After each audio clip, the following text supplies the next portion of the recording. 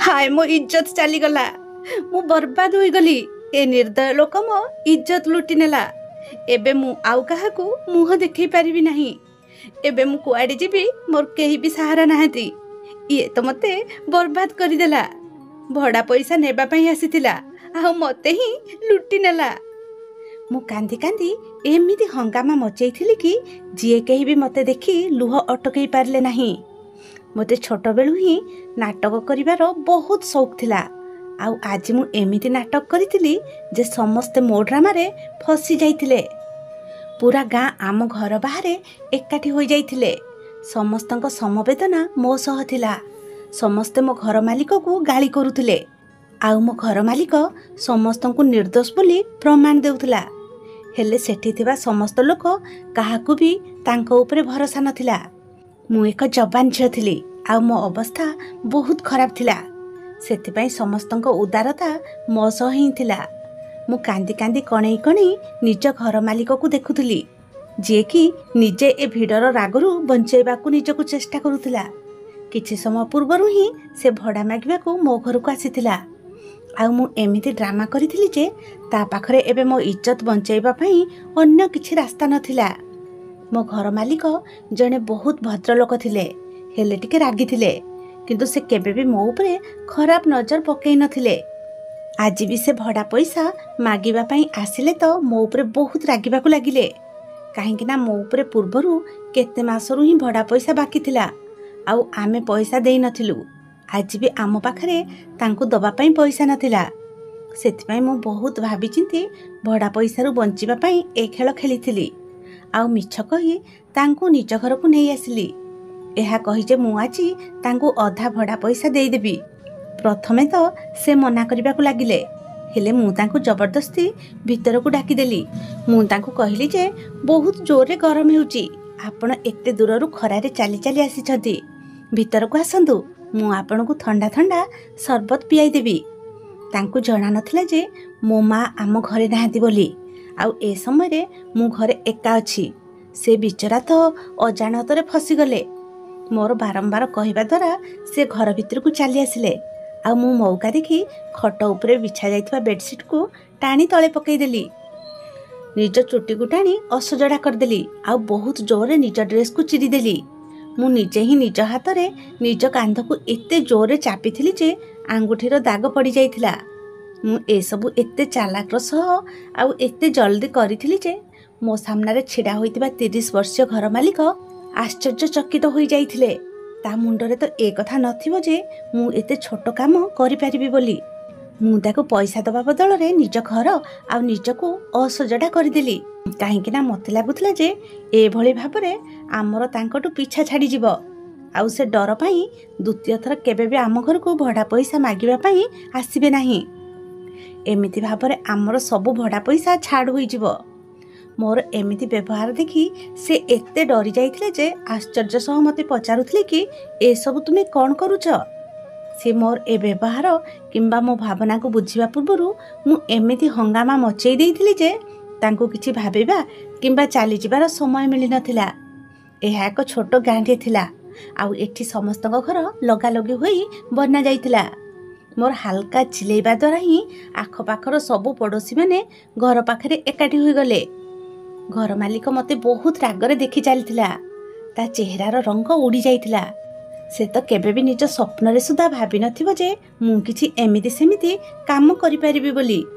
आउ एबे जेतेबेले से बुझी सारिथिला जे मु ता सह कोन करिछि तो से मते धमकेइबाकू लागिला जे जदि से चिलेइबा बंद न करिवो तेबे से मते ए घरु सबुदिन पई धक्का मारी बाहर कर देबो। हेले मु भी भाबी नेइथिली जे आज मु तार कोनोसी कथारे डरिबी नाही। मु ता धमक को खातिर न करी घरर कबाट खोलिली। आउ चिल्लै चिल्लै बाहर को चली आसिली। मोर असजड़ा केस फटा ड्रेस कांध आउ बेकर थिबा आंगुठीर दाग देखि समस्तक आखि सेमिति खोला ही रही गला। बाहर एकाठी होइतिबा लोक माने मते एमिति अवस्था रे देखि निज निज भितरे कुहा कुही हेबा आरंभ कर दिले। मु कांदी कांदी एभली भाबरे हंगामा मचाइथिली जे सेठी छिड़ा होइतिबा स्त्री लोक माने मते सहारा दउथिले। मो उपरे दया देखौथिले। आउ से घर मालिक को खराब भाषा रे गाली करुथिले। जहा मुहरे जहा आसुथिला से कही चलुथिला। ସମସ୍ତେ ଘର ମାଲିକକୁ ଏହା କହି ଗାଳି କରୁଥିଲେ ଯେ ଦେଖିବାକୁ ତ ଅତି ସାଧାରଣ ଆଉ ଭଦ୍ର ବ୍ୟକ୍ତି ଭଳି ନଜର ଆସୁଛ, ହେଲେ ତାର କୀର୍ତ୍ତିକଳାପ ତ ଦେଖ। ଯବାନ ଝିଅକୁ ଘରେ ଏକା ଥିବାର ଦେଖି ନିଜ ଔକାତ ଦେଖେଇଦେଲା ନା। ଆମେ ମାନୁଛୁ ଯେ ଏମାନେ ଗରିବ, ଭଡ଼ା ପଇସା ଦେଇପାରିବେ ନାହିଁ, ହେଲେ ଏହାର ମାନେ ନୁହେଁ ଯେ କେହି ବି ଆସି ଆମ ଛୁଆମାନଙ୍କର ଇଜ୍ଜତ ସହ ଖେଳିଯିବ। ଏ ଝିଅ କେବଳ ନିଜ ମାଆର ନୁହେଁ, ବରଂ ଆମ ଗାଁର ବି ଝିଅ। ଆଉ ଘର ମାଲିକର ଏ ନିଚ କର୍ମରେ ଆମେମାନେ ଚୁପ୍ ବସିବୁ ନାହିଁ। ପୁରା ଗାଁ ବାଲା ହିଁ ମୋ ସାଥ ଦଉଥିଲେ। ଏ ସମସ୍ତେ ସେଇମାନେ ଥିଲେ ଯେଉଁମାନେ କି ଆମ ଗରିବର କେବେ ବି ଅନୁଭବ କରିନଥିଲେ, ଆଉ ନା ହିଁ ଆମ ଘରର ଅଭାବ ଅନାଟନକୁ। ଏହା ପୂର୍ବରୁ ଆମକୁ କେହି ବି ପଚାରୁନଥିଲେ, ହେଲେ ଆଜି ଏ ତାମସାରେ ସମସ୍ତେ ସମାନ ଭାବରେ ଭାଗ ନେଇଥିଲେ। କିଛି ଲୋକ ତ ନିଆଁରେ ଘିଅ ଢାଳିବା କାମ କରୁଥିଲେ, ଆଉ ଘର ମାଲିକ ଉପରେ ଚିଲେଇ ଚିଲେଇ ତାକୁ ବାଡ଼େଇବାକୁ ଚେଷ୍ଟା କରୁଥିଲେ। ଏ ହଙ୍ଗାମା ଭିତରେ ମୋ ମା ବି ବଜାରରୁ ଫେରି ଆସିଥିଲା, ଆଉ ସେ ଏସବୁ ଦୃଶ୍ୟ ଦେଖି ଆଶ୍ଚର୍ଯ୍ୟ ହୋଇଗଲା, ଆଉ ବହୁତ ଜୋରରେ ଜୋରରେ କାନ୍ଦିବାକୁ ଲାଗିଲା। ମୋ ମାକୁ ଜଣା ନଥିଲା ଯେ ମୁଁ ଏସବୁ ଡ୍ରାମା କରିଛି ବୋଲି। ମା ବି ଅନ୍ୟମାନଙ୍କ ପରି ଘର ମାଲିକକୁ ହିଁ ଭୁଲ ବୁଝୁଥିଲା। ଆଉ ଗାଁ ବାଲା ଯେତେବେଳେ ମୋ ମାର ଏମିତି ଅବସ୍ଥା ଦେଖିଲେ ତ ରାଗରେ କହିବାକୁ ଲାଗିଲେ ଯେ ତୁ ହିଁ ଏ ଝିଅର ଇଜ୍ଜତରେ ହାତ ଲଗେଇଛୁ। ଏବେ ଏ ବିଚାରୀକୁ କିଏ ନିଜର କରିବ, କିଏ ତାକୁ ବାହା ହବ? ଇଏ ତ ସାରା ଜୀବନ ନିଜ ମା ଉପରେ ବୋଝ ବନିଯିବ। ତୋତେ ତୋ ଭୁଲର ଦଣ୍ଡ ମିଳିବା ଉଚିତ, ସେଥିପାଇଁ ତୁ ହିଁ ଏ ଝିଅକୁ ବାହା ହେବୁ, ଆଉ ଏ ଘର ବି ତା ନାଁରେ କରିବୁ, ନହେଲେ ଆମେ ତ ଏ ଗାଁରେ ପାଦ ରଖିବା ବି ମୁସ୍କିଲ କରିଦେବୁ, ଆଉ ପୋଲିସ ଷ୍ଟେସନରେ ବି ତୋ ନାଁରେ କମ୍ପ୍ଲେନ ଦେଇଦେବୁ। ଘର ମାଲିକ ସମସ୍ତଙ୍କୁ ବହୁତ ବୁଝେଇବା ପାଇଁ ଚେଷ୍ଟା କଲା ଯେ ସେ କିଛି ବି କରିନି, ସେ ଜଣେ ଭଦ୍ର ଆଉ ବିବାହିତ ପୁରୁଷ ବୋଲି। ତା କଥାରେ କେହି ଭରସା କଲେ ନାହିଁ, ଆଉ ସମସ୍ତେ ମିଶି ତା ଉପରେ ଏଭଳି ଭାବରେ ପ୍ରେସର ଦେଲେ ଯେ ସେ ରାଜି ହୋଇଗଲା। ହେଲେ ଏସବୁ ଡ୍ରାମାରେ ମୁଁ ଏ ବାହାଘର ବିଷୟରେ ଭାବିନଥିଲି। ମୁଁ ତ କେବଳ ଏତିକି ହିଁ ଭାବୁଥିଲି ଯେ ମୁଁ ତାକୁ ବଦନାମ କରି ଏ ଗାଁରୁ ବାହାର କରିଦେବି, ତାପରେ ସେ ନିଜେ ହିଁ ଡର ପାଇଁ କେବେ ବି ଏ ଘରର ଦୁଆର ମୁହଁ ବି ମାଡ଼ିବନି। ହେଲେ ଗାଁ ବାଲା ତ ଆମ ବାହାଘର ପାଇଁ ଜିଦି ଧରି ବସିଗଲେ, ଯେତେବେଳେ କି ମୋତେ ଭଲ ଭାବରେ ଜଣାଥିଲା ଯେ ଘର ମାଲିକ ଜଣେ ବିବାହିତ ପୁରୁଷ। ତାହେଲେ ମୁଁ କେମିତି ତାକୁ ବାହା ହୋଇପାରିଥାନ୍ତି?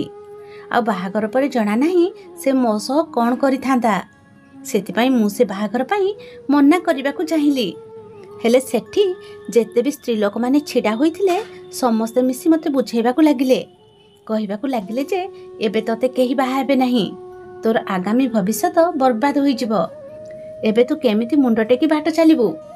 ଲୋକମାନେ ତୋତେ ଦେଖେଇ ଶିଖେଇ କହିବେ, ସେଥିପାଇଁ ଏହା ତୋ ପାଇଁ ଭଲ ହେବ ଯେ ତୁ ଏହାକୁ ବାହା ହୋଇଯା। ମୋ ଖେଳ ମୋ ଉପରେ ହିଁ ଭାରି ପଡ଼ିଯାଇଥିଲା।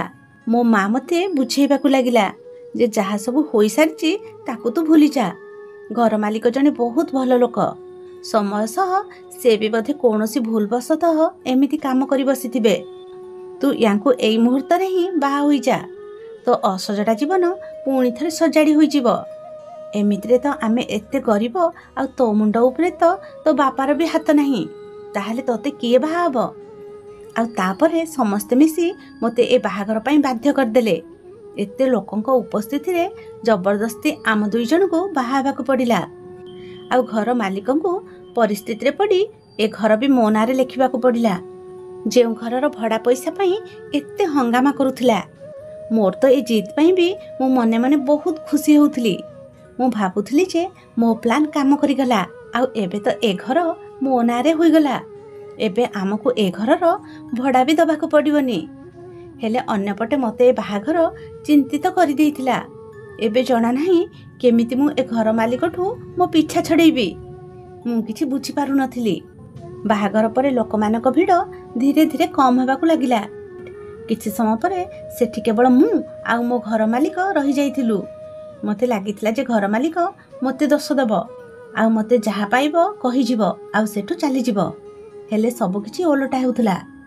ଘର ମାଲିକ ମୋ ମା ଆଡ଼କୁ ଦେଖିଲା, ଆଉ କହିବାକୁ ଲାଗିଲା ଯେ ଏବେ ଆପଣଙ୍କ ଝିଅ ମୋ ସ୍ତ୍ରୀ, ସେଥିପାଇଁ ଆଜିଠୁ ଏ ଘରେ ସେ ରହିବ ନାହିଁ, ମୁଁ ତାକୁ ନିଜ ଘରକୁ ନେଇଯାଉଛି। ଘର ମାଲିକଙ୍କର ଏ କଥା ଶୁଣି ମୋ ହୋସ୍ ଉଡ଼ିଗଲା। ମୁଁ ଭାବିବି ନଥିଲି ଯେ ୟା ଆଗକୁ ମୋ ସହ କ'ଣ ହବ। ମୋତେ ଏ କଥାର ବି ଅନ୍ଦାଜ ନଥିଲା ଯେ ସେ ମୋତେ ଏବେ ତାଙ୍କ ସହ ନେଇଯିବା ପାଇଁ କହିବେ, ଯେତେବେଳେ କି ସେ ପୂର୍ବରୁ ହିଁ ବିବାହିତ ଥିଲେ। ତାଙ୍କ ଘରେ ତାଙ୍କ ପ୍ରଥମ ସ୍ତ୍ରୀ ପୂର୍ବରୁ ହିଁ ଥିଲା, ହେଲେ ସେ ମୋ ହାତକୁ ଜୋରରେ ଧରିଲେ। ମୁଁ 1000 ଥର ମନା କରିବା ପରେ ବି ସେ ମୋ ମାଆକୁ କହିଲେ ଯେ ଆଜିଠୁ ଆପଣଙ୍କ ଝିଅ ଏ ଘରୁ ବିଦା ହୋଇ ନିଜ ଶାଶୁଘରକୁ ଗଲା। ଏବେ ଇଏ ମୋ ଦାୟିତ୍ୱ, ଆଉ ସେ ମୋ ସହ ହିଁ ରହିବ। ଆଉ ଏ ଘର ଆଜିଠୁ ଆପଣଙ୍କର, ଆପଣ ଏଠି ଶାନ୍ତିରେ ରୁହନ୍ତୁ। ଆଜି ପରଠୁ ମୁଁ ଆପଣଙ୍କୁ ଭଡ଼ା ମଧ୍ୟ ମାଗିବାକୁ ଆସିବି ନାହିଁ। ସେ ଲୋକ ମୋତେ ରାଗରେ ଟାଣି ଟାଣି ନିଜ ଗାଡ଼ିରେ ବସେଇ ନିଜ ସହ ନିଜ ଘରକୁ ନେଇ ଆସିଲା। ତାଙ୍କ ସହ ଏକୁଟିଆ ତାଙ୍କ ଗାଡ଼ିରେ ବସିବା ମାତ୍ରକେ ମୋ ହାତ ଗୋଡ଼ ଥରିବାକୁ ଲାଗିଲା। କାହିଁକି ନା ଏବେ ନା ହିଁ ମୋ ମା ମୋ ସାଥିରେ ଥିଲା, ଆଉ ନା ହିଁ ଗାଁ ବାଲା। ଆଗକୁ ଜଣା ନାହିଁ କି ମୋ ସହ କ'ଣ ହେବାକୁ ଯାଉଥିଲା। ଏବେ ଏ ଲୋକ ଯାହା ବି କିଛି ମୋ ସହ କରିଥାନ୍ତା ତାକୁ ମୋତେ ଏକୁଟିଆ ହିଁ ସହିବାକୁ ପଡ଼ିଥାନ୍ତା। ମୁଁ ଜାଣିନଥିଲି ଯେ ସେ ମୋତେ କୁଆଡ଼େ ନେଇକି ଯାଉଛି। ଘର ମାଲିକ ଆଖିରେ ରାଗ ଆଉ ଘୃଣା ଦେଖି ମୋତେ ତ ଜୀବନ ଚାଲିଗଲା ଭଳି ଲାଗୁଥିଲା। 1 ଘଣ୍ଟାର ଯାତ୍ରା ପରେ ଗାଡ଼ି ଏକ ଛୋଟ ଘର ପାଖରେ ଅଟକିଗଲା। ସେ ମୋତେ ଗାଡ଼ିରୁ ଜବରଦସ୍ତି ବାହାର କରି ଘର ଭିତରକୁ ନେଇଗଲା, ଆଉ ଗୋଟେ ରୁମ୍କୁ ନେଇ ମୋତେ ଫୋପାଡ଼ି ଦେଲା। ମୋତେ ଏମିତି ଲାଗୁଥିଲା ଯେମିତି ପ୍ରଳୟ ଆସିବାକୁ ଯାଉଛି। ଏବେ ମୁଁ ତାଙ୍କ ସ୍ତ୍ରୀ ଥିଲି, ଆଉ ତାଙ୍କର ମୋ ଉପରେ ସମ୍ପୂର୍ଣ୍ଣ ଅଧିକାର ଥିଲା। ସେ ମୋ ସହ କିଛି ବି କରିପାରିଥାନ୍ତେ। ଜଣା ନାହିଁ କି ସେ ମୋ ସହ କେମିତି ବ୍ୟବହାର କରିବେ। ଏଠି ତ ମୋତେ କେହି ବଞ୍ଚେଇବା ବାଲା ବି ନଥିଲେ, ହେଲେ ଏ ସମୟରେ ସେ ମୋତେ କିଛି ନ କହି ରୁମ୍ରୁ ବାହାରକୁ ଚାଲିଗଲେ।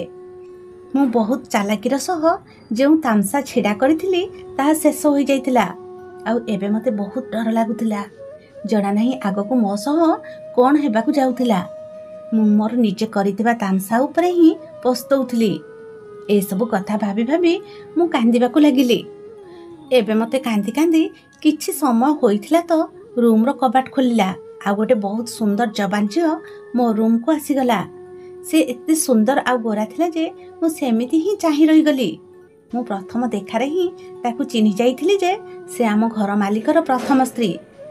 ତାକୁ ଦେଖିବା ମାତ୍ରକେ ମୋ ମୁଣ୍ଡରେ ତୁରନ୍ତ ହିଁ ଏ କଥା ଆସିଲା ଯେ ଯଦି ଏ ଲୋକର ପ୍ରଥମ ସ୍ତ୍ରୀ ଏତେ ସୁନ୍ଦର ସୁଶୀଳା, ତେବେ ସେ ମୋ ଭଳି ଝିଅକୁ କାହିଁକି ଆଖି ଉଠେଇ ଚାହିଁବେ। ଯେମିତି ଯେମିତି ସେ ଝିଅ ମୋ ପାଖକୁ ଆସିବାକୁ ଲାଗିଲା ତ ମୋ ହୋସ୍ ଉଡ଼ିବାକୁ ଲାଗିଲା। ମୋତେ ଡର ଲାଗୁଥିଲା ଯେ ଜଣା ନାହିଁ ସେ ମୋ ସହ କେମିତି ବ୍ୟବହାର କରିବେ, କାହିଁକି ନା କୌଣସି ବି ସ୍ତ୍ରୀ ନିଜ ସ୍ୱାମୀକୁ ଅନ୍ୟ କୌଣସି ଝିଅ ସହ ବାଣ୍ଟି ପାରିବେ ନାହିଁ। ଆଉ ଆଜି ଯେଉଁଭଳି ଭାବରେ ଆମ ବାହାଘର ହୋଇଥିଲା, ଏହାପରେ ତ ମୋତେ ଏ ଝିଅଠାରୁ କୌଣସି ଭଲ ବ୍ୟବହାରର ଆଶା ନଥିଲା। ବୋଧେ ତା ସ୍ୱାମୀ ତାକୁ ମୋ ସତ୍ୟତା କହିଦେଇଥିବେ।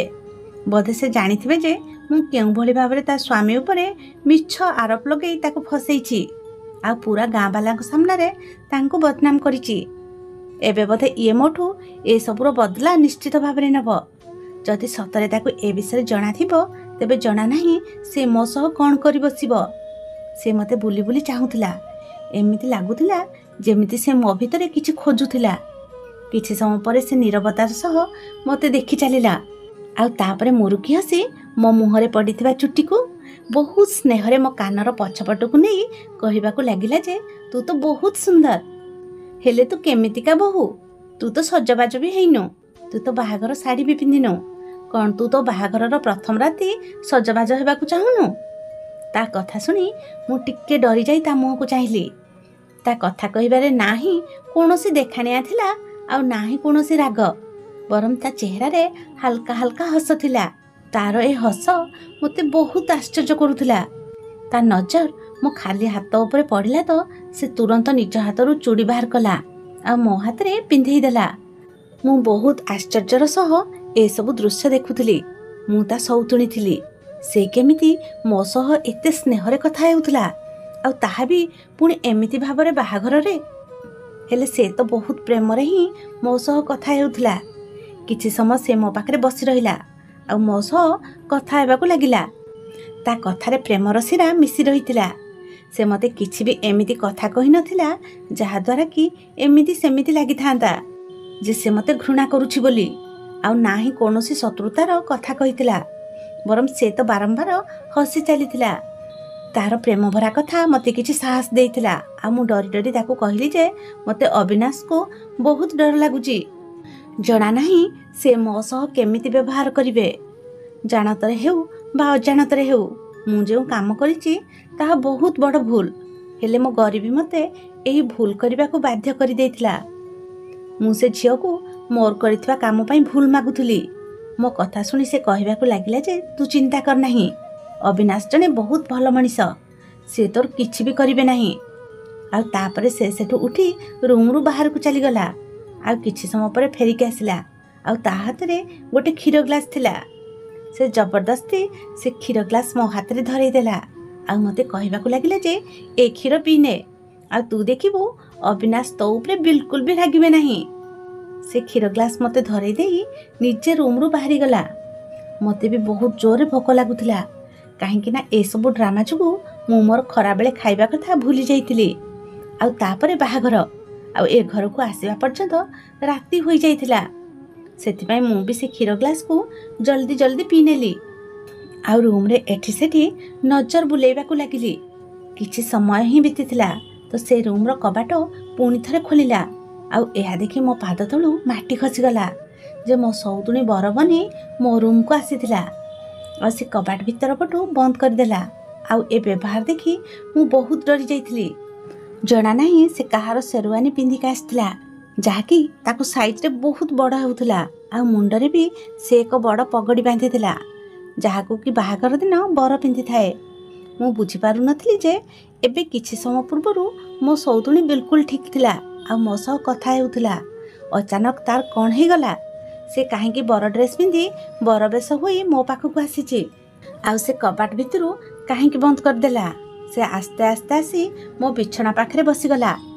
ଆଉ ନିଜ ହାତରେ ଧରିଥିବା ଏକ ବାସ୍ନା ଭରା ଡବା ଖୋଲି ମୋ ସାମ୍ନାରେ ରଖିଦେଲା, ଯେଉଁଥିରୁ କି ଏକ ସୁନ୍ଦର ସୁନାର ଚେନ୍ ଥିଲା। ସେ ପ୍ରେମ ଭରା ଚେହେରାରେ ହସି କହିବାକୁ ଲାଗିଲା ଯେ ଏହା ହେଉଛି ତୁମ ମୁହଁ ଦେଖା ଉପହାର ମୋ ତରଫରୁ, ତମେ ମୋ ସ୍ତ୍ରୀ, ଆଉ ତମେ ବହୁତ ଭଲ। ତାର ଏ କଥା ଶୁଣି ମୋର ତ ଜୀବନ ଚାଲିଗଲା ଭଳି ଲାଗିଲା। ମୁଁ ତା ସ୍ତ୍ରୀ କେମିତି ହୋଇପାରିଥାନ୍ତି? ସେ ତ ନିଜେ ବି ଗୋଟେ ଝିଅ ଥିଲା। ଆଉ ଜଣା ନାହିଁ କି ସେ କାହିଁକି ଏମିତି ଆଡ଼ୁ ସାଡ଼ୁ କଥା କହୁଥିଲା। ମୁଁ ଡରିଯାଇ ନିଜ ବିଛଣାରୁ ଉଠି ଛିଡ଼ା ହୋଇଗଲି। ମୁଁ ତାକୁ ରାଗରେ କହିଲି କି ଲାଗୁଛି ବୋଧେ ରାଗରେ ତ ମୁଣ୍ଡ ଖରାପ ହୋଇଯାଇଛି, ତୁ ଏ କେମିତିକା କଥା କହୁଛୁ? ସେ ମୋ ହାତକୁ ଧରିଲା ଆଉ ଜବରଦସ୍ତି ମୋତେ ଖଟ ଉପରେ ବସେଇ କହିବାକୁ ଲାଗିଲା ଯେ ମୁଁ କହିଲି ନା ତମେ ମୋ ସ୍ତ୍ରୀ, ଆଉ ତମେ ଏଠୁ କୁଆଡ଼େ ବି ଯାଇପାରିବନି। ମୁଁ ତମର ବହୁତ ଯତ୍ନ ନେବି ଆଉ ତମକୁ ବହୁତ ଭଲ ପାଇବି, ହେଲେ ତମେ ମୋତେ ଛାଡ଼ି କୁଆଡ଼େ ଯିବନି ତ? ମୁଁ ଆଶ୍ଚର୍ଯ୍ୟଚକିତ ହୋଇ ତାକୁ ଦେଖୁଥିଲି। ମୋର ଇଚ୍ଛା ହେଉଥିଲା କି ଯେମିତି ସେମିତି କରି ମୁଁ ଏ ରୁମ୍ରୁ ବାହାରକୁ ଚାଲିଯିବି, ହେଲେ ସେ ଝିଅ ତ ଏତେ ପତଳା ହେଲା ପରେ ମଧ୍ୟ ମୋ ଉପରେ ଜୋର ଦେଖାଉଥିଲା। ଯେତେବେଳେ ସେ ମୋ ମୁହଁକୁ ଛୁଇଁବାକୁ ଚେଷ୍ଟା କଲା ତ ମୋ ମୁହଁରୁ ଜୋରରେ ଶବ୍ଦ ବାହାରିଗଲା। ଆଉ ମୁଁ ତାକୁ ଧକ୍କା ଦେଇ ବାହାରକୁ ଦୌଡ଼ିବାକୁ ଲାଗିଲି। ଯେମିତି ସେମିତି କରି ମୁଁ କବାଟ ପାଖରେ ପହଞ୍ଚିବାକୁ ଚେଷ୍ଟା କଲି ଆଉ କବାଟ ଖୋଲିଲି। କବାଟ ଖୋଲିବା ମାତ୍ରକେ ମୋତେ ଘର ମାଲିକ ଅବିନାଶଙ୍କ ଚେହେରା ନଜର ଆସିଲା। ତାଙ୍କୁ ଦେଖିବା ମାତ୍ରକେ ମୁଁ କିଛି ନ ଭାବି ନ ଚିନ୍ତି ତାଙ୍କୁ ଜାବୁଡ଼ି ଧରିଲି ଆଉ କାନ୍ଦିବାକୁ ଲାଗିଲି। ସତ ତ ଏହା ଥିଲା ଯେ ମୁଁ ମୋ ସଉତୁଣୀର ଏ ବ୍ୟବହାରରେ ବହୁତ ଡରି ଯାଇଥିଲି। ପ୍ରଥମେ ତ ଅବିନାଶ ମୋତେ ଘୃଣାଭରା ନଜରରେ ଦେଖିବାକୁ ଲାଗିଲେ, ହେଲେ ଯେମିତି ତାଙ୍କ ନଜର ସାମ୍ନାରେ ଥିବା ବିଛଣାରେ ପଡ଼ିଲା ତ ସେ ରୁମ୍ ଭିତରକୁ ଚାଲିଗଲେ। ଆଉ ନିଜ ସ୍ତ୍ରୀକୁ ପଚାରିବାକୁ ଲାଗିଲେ କି ମିନା ତୁମେ ଏ କ'ଣ କରୁଛ? ଅବିନାଶକୁ ଦେଖି ମିନା କହିବାକୁ ଲାଗିଲେ ଯେ ମୁଁ ତ ବର ବନିଥିଲି, ଏ କଣ୍ଢେଇ ମୋ କନ୍ୟା ଆଉ ସେ ମୋ ସ୍ତ୍ରୀ, ଆମ ଦୁଇ ଜଣଙ୍କର ବାହାଘର ହେଇଛି। ମୁଁ ତାକୁ ମୁହଁ ଦେଖାରେ ଉପହାର ମଧ୍ୟ ଦେଇଛି, ପଚାର ତାକୁ। ହେଲେ ସେ ଜମା ଭଲ ସ୍ତ୍ରୀ ନୁହେଁ, ସେ ବହୁତ ପାଟି କରୁଛି। ଅବିନାଶ ଏକ ଗଭୀର ନଜର ମୋ ଉପରେ ପକେଇଲେ ଆଉ ମିନାକୁ ନିଜ ଛାତିରେ ଜାବୁଡ଼ି ଧରିଲେ ଆଉ କହିବାକୁ ଲାଗିଲେ ଯେ ଚାଲ ମିନା ଆମେ ଆମ ରୁମ୍କୁ ଯିବା। ମୁଁ ବଡ଼ ବଡ଼ ଆଖିରେ ସେ ଦୁଇ ସ୍ୱାମୀ ସ୍ତ୍ରୀଙ୍କୁ ଦେଖୁଥିଲି। ଅବିନାଶ ବି ତାଙ୍କୁ ବେଶୀ କିଛି ପ୍ରଶ୍ନ ପଚାରି ନଥିଲେ ଆଉ ନାହିଁ ଏମିତି ବ୍ୟବହାର ପାଇଁ ତାଙ୍କୁ ଗାଳି କରିଥିଲେ। ସେ ମିନାକୁ ନିଜ ସହ ନିଜ ରୁମ୍କୁ ନେଇ ଚାଲିଗଲେ ଆଉ ମୁଁ ମୋ ରୁମ୍ରେ ଏକୁଟିଆ ରହିଗଲି। କିଛି ସମୟ ପରେ ଅବିନାଶ ମୋ ରୁମ୍କୁ ମୋ ପାଖକୁ ଆସିଲେ ଆଉ ମୋ ସାମ୍ନାରେ ବସିଗଲେ। ଆଉ ତାପରେ ସେ ମୋତେ ଏମିତି ସତ କହିଲେ ଯାହାକୁ ଶୁଣି ମୋ ଦେହ ଶୀତେଇ ଉଠିଲା। ଅବିନାଶ କହିବାକୁ ଲାଗିଲେ ଯେ ମୋର ଆଉ ମିନାର ବାହାଘର ଆଜିଠୁ 5 ବର୍ଷ ପୂର୍ବରୁ ହୋଇଥିଲା। ଆମେ ଦୁଇ ଜଣ ଲଭ୍ ମ୍ୟାରେଜ କରିଥିଲୁ। ମିନା ମୋର ଜଣେ ସମ୍ପର୍କୀୟ ଝିଅ ଥିଲା ଆଉ ଦୁଇ ଜଣ ପରସ୍ପର ସହ ବହୁତ ଖୁସି ଥିଲୁ, ହେଲେ ବୋଧେ ଭାଗ୍ୟ ଆମ ଖୁସିକୁ ଗ୍ରହଣ କରିପାରୁନଥିଲା।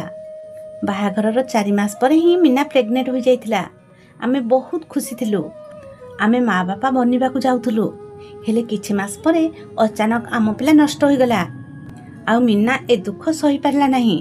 ମୁଁ ବହୁତ ମୁସ୍କିଲରେ ତାକୁ ବୁଝେଇଲି ଆଉ ସମ୍ଭାଳିଲି ଯେ ସନ୍ତାନ ତ ଭଗବାନଙ୍କ ଦାନ ହୋଇଥାଏ। ଯଦି ଏ ଛୁଆ ଆମ ଭାଗ୍ୟରେ ନଥିଲା ତ କ'ଣ ହେଲା? ଭଗବାନ ଆମକୁ ପୁଣି ଥରେ ମା ବାପା ହେବାର ସୁଯୋଗ ନିଶ୍ଚୟ ଦେବେ। ମୁଁ ବୁଝେଇବା ପରେ ମିନା ଧୀରେ ଧୀରେ ଜୀବନ ଜିଇବାକୁ ଲାଗିଲା। ଏ କଥାକୁ 7 ମାସ ହିଁ ବିତିଥିଲା ତ ପୁଣି ଥରେ ମିନା ପ୍ରେଗନେଣ୍ଟ ହୋଇଗଲା। ଏଥର ଆମେ 2 ଜଣ ବହୁତ ଅଧିକ ଧ୍ୟାନ ରଖିଲୁ ଆଉ ଭଗବାନଙ୍କ ପାଖରେ ପ୍ରାର୍ଥନା କଲୁ। ମୁଁ ମିନାକୁ ନିଜ ଆଖି ପଲଙ୍କରେ ବସେଇ ରଖିଲି।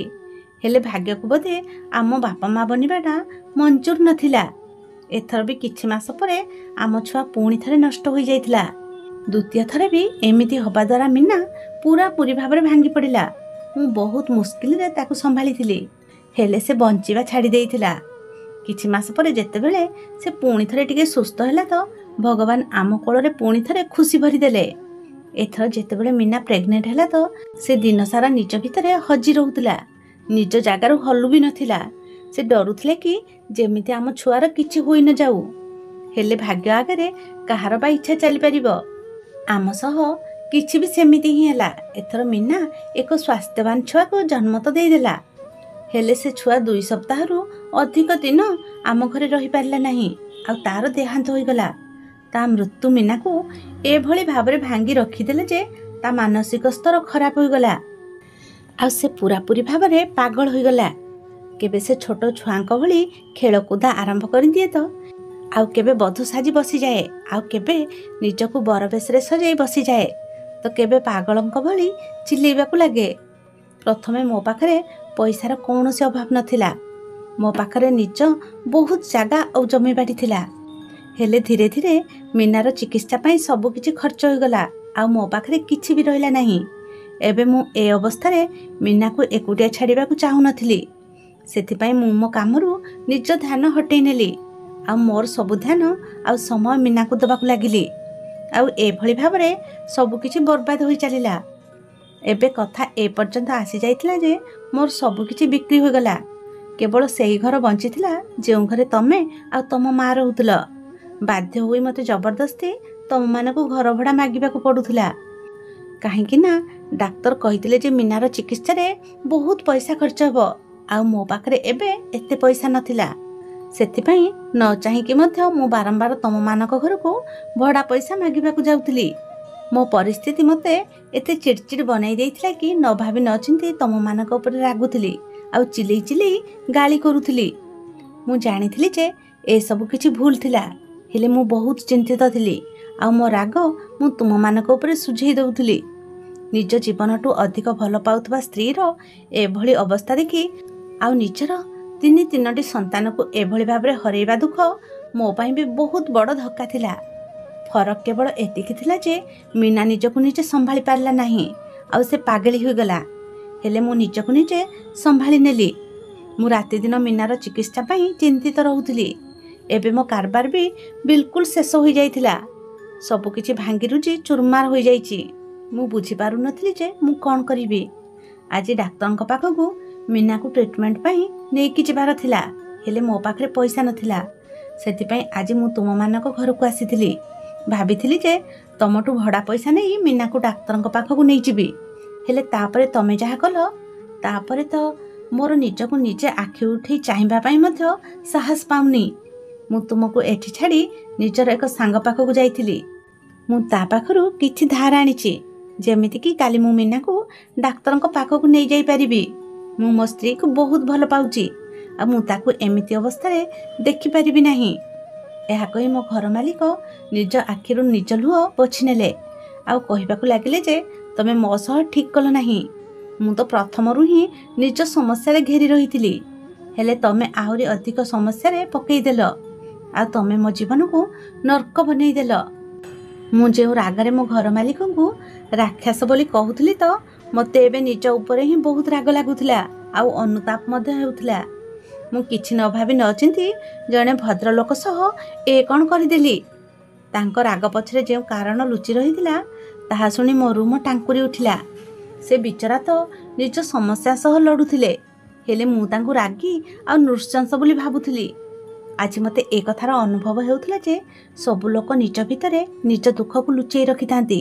आमे मनीष को तांको व्यवहार रु ही विचार करिथाउ जेतेबेले कि सत तो एहा जे आमको तांको मन भितर को पढ़ी नबा दरकार। अविनाश को सत जानी मु तांको पाद तले बसीगली आ निज भूल पाई क्षमा मागिबाकू लागिली। अविनाश गोटे थर मते देखिले आ तापरे मते क्षमा करदेले। से ए कथा को अनुभव करि पारिथिले जे मु आ मो माँ केउ अवस्था रे थिलु। मु अविनाश को कथा दिली जे आजि परठु मु मीनार जत्न नेबी। जदि ताकू डाक्तरंक पाखकू नेकी जिबार थिबो तेबे मु ताकू निजे ही नेकी जिबी। आजि परठु मीनार सबु दायित्व मोर। तमे तम कारबार आ निज काम रे ध्यान देई पारिबो।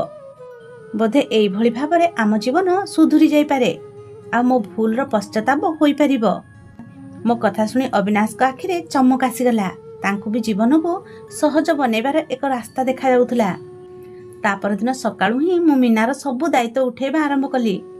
केबे से मो सह बर बनी जाउथला तो केबे कन्या आ केबे से मो हाथ को धरी छुआंक परी गोल गोल बुलिबाकू लागुथला तो केबे बिना कारण रे बसी बसी नाचिबाकू लागुथला। मु ताको डाक्टर कहउतबा अनुसार ठीक समय औषध दे चली आ समय बीतवा सहित से भी धीरे धीरे पूर्वठू सुस्थ हो चली आ ए कथारे अविनाश भी बहुत खुशी अछंती। तांको जीवन एबे धीरे धीरे सीधा रास्ता को आसुची। अविनाश मो उपरे कौनसी अन्याय अत्याचार करि नथिले बरम निज खुशी रे से मते मो अधिकार देइथिले। एबे मीनार अवस्था भी बहुत सुधुरी जाइथिला। अविनाश भी निज कारबार उपरे ध्यान देबा आरंभ करि देइथिले। सेतिपई तांको कारबार भी आग भली भलरे चलिबाकू लागिला। एबे आम जीवन रे खुशी ही खुशी थिला। आमे तीन जण ही बहुत खुशी रे थिलु। मु खूब कम समय भितरे एहा बुझी जाइथिली जे मनीष को ऊपर नुहे बरम ता भितरु ताकू परखिबा आवश्यक। जेबे पर्यंत मु अविनाश को सतकण जानि नथिली सेबे पर्यंत से मते खराब लागुथिले। हेले जेतेबेले मते तांको कथा जणा पड़िला तो मु थरी उठिथिली। से तो निज भितर दुखर समुद्र धरी बसिथिले। आपण माने भी मीना पाई प्रार्थना करंतु जेमिति कि से जल्दी ठीक हो जाऊ आ पुणी थरे संतान सुखरे ता कोळ पूरी उठू। गोटे नारी पाई ता संतान को तीन तीन थर हरई देबाटा बहुत बड़ दुख होइथाए। आ मीना तो ए दुख को निज जीवन सह देखिछि। कोन बा जणा अछि कहा प्रार्थना रे ता जीवन पुणी थरे हस खुशी रे भरी उठिबो। आ मते एहा भी जणा नाही जे मीना पूरा पूरी भाबरे ठीक हो गला परे मो सहित कोन हेबो। से मते तांको जीवन रे रहिबाकू देबे कि नाही। हेले मु से सब किछि भी चिंता करू नाही। मु केवल एतिकी चाहूची कि मीना जल्दी ठीक हो जाऊ आ मु करथिया भूल रो किछि पश्चाताप होई जिवो। मीना सुस्थ होई जिवा परे से जहा निष्पत्ति नेबो मु ता निष्पत्ति खुशी खुशी रे ग्रहण कर नेबी। ए विषय रे आपण मानको मतामत कोन निश्चित भाबरे कमेंट रे जणैबे। रहुची जय जगन्नाथ।